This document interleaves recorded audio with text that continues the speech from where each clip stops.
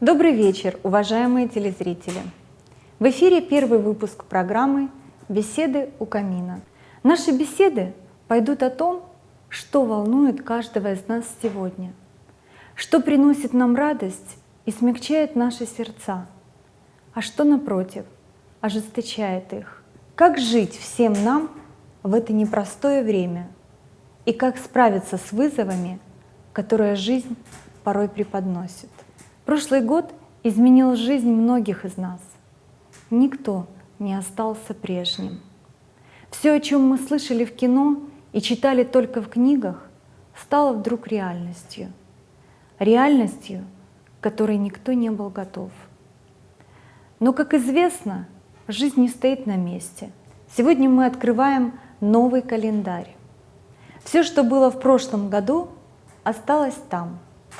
А наша жизнь сегодня в настоящем дне. Мне вспоминаются сегодня строки из письма Достоевского своему брату.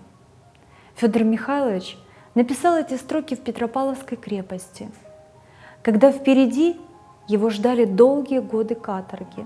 И казалось в то время, что нет ничего светлого и хорошего в жизни. Но писатель принимает для себя решение. Решение, которое помогло пройти ему через все трудности.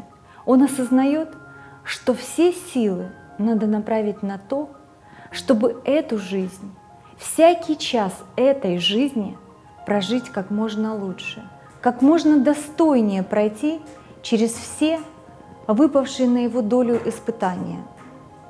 Вот что он пишет. «Я не уныл и не пал духом. Жизнь везде жизнь. Жизнь в нас самих, а не во внешнем.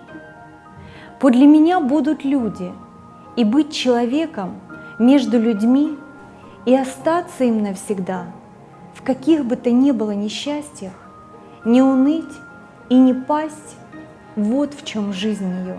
Я сознал это. Эта идея вошла в плоть и кровь мою». Сегодня, в первые дни Нового года, важно понимать, что жизнь в нас самих, что внешние обстоятельства, все, что происходит сейчас, это не повод для нас не ценить каждую минуту нашей жизни, времени, самого ценного, что у нас есть на этой земле.